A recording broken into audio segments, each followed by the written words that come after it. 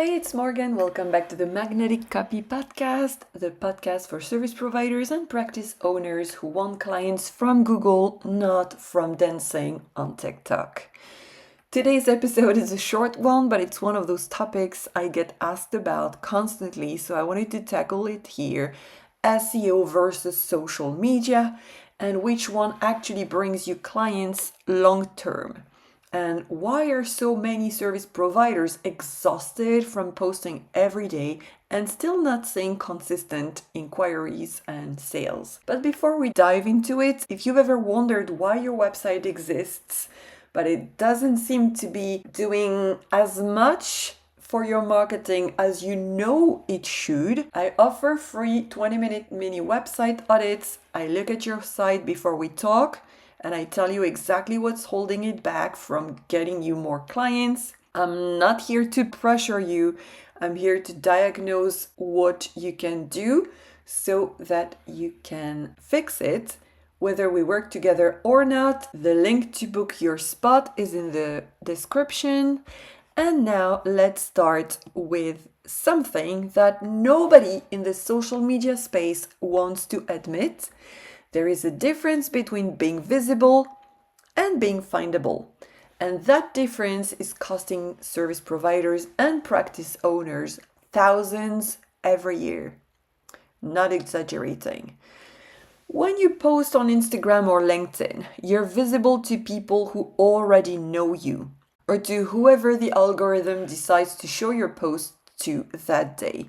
Your post lives for maybe 48 hours if you're lucky, then it's gone. And then the next day you start again from zero, and to me that's not a marketing system, that's a hamster wheel. Being findable is completely different. It means that when someone types therapist for anxiety in Bristol or vet clinic open on Sundays near me into Google at 11 p.m., your website shows up.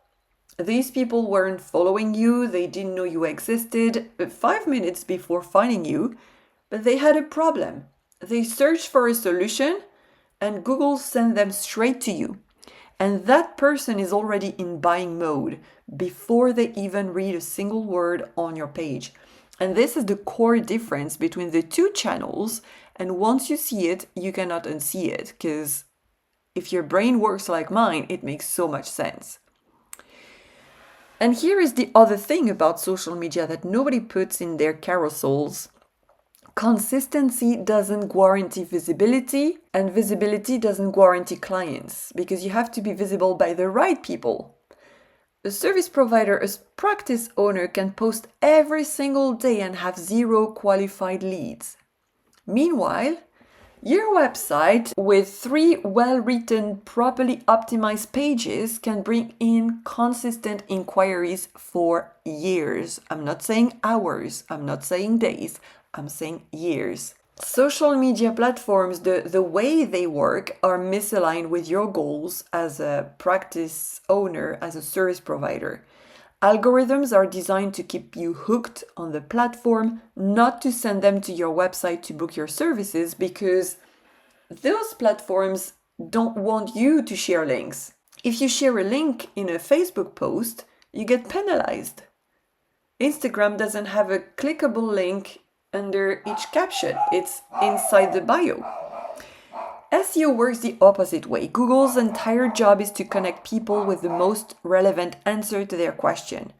So if your content genuinely helps someone and positions you as the person who can solve their problem, Google rewards that by showing your page to more people searching for the same thing. Because how it works is the more someone spends time on your website, the more Google sees your website as trustworthy and interesting. So it's going to push you in the search results because of that. It's going to contribute, of course. It has to be well optimized in the first place. But this is more aligned with your actual goals. And here is the part I love the most about SEO. It compounds. A blog post you write today can bring traffic 6 months from now, 2 years from now, even longer. Every piece of optimized content you add to your website increases your visibility range. Social media content expires, but SEO content accumulates. I had a client, a mental health specialist in the UK. He had a beautiful website, was active on social media here and there, not daily. But the moment I worked on his SEO and his titles and some of his copy that I tweaked, his website started bringing in clients organically in a way it never had done before. I also set up his book to sell on autopilot so that this side of his business runs without him having to think about it. And that's what a website working for you actually looks like. So now I'm not here to tell you social media is useless, because it's not. I still use social media myself for now, strategically. But it should be a tool in your strategy, not the whole strategy. And it's definitely not the foundation. So the question worth asking yourself is this one.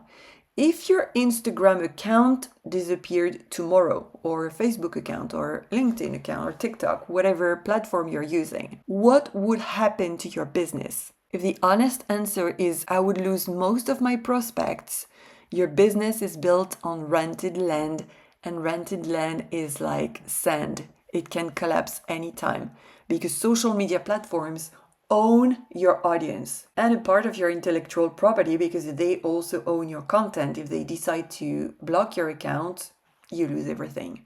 Your website and your email list are the only marketing assets you actually own and you actually need to own. So if this episode got you thinking about your own website, I've written a full blog post that goes much deeper on this topic. And it also covers why most service providers don't see results from SEO, what a website-centered approach looks like in practice, and the real math behind why one blog post beats a month of daily posting. You will find the link in the description below. And like I was saying at the beginning of this episode, if you want to know exactly what's holding your own website back, book your free 20-minute mini website audit. I will look at your site before we even get on the call, so we get straight to the point. So make sure to show up. No vague advice, just the honest diagnosis your website needs to start working for you. The booking link is in the description. Thank you for listening. Share this if you have a business friend who needs to hear this. Thank you very much. And I will see you in the next episode. Bye.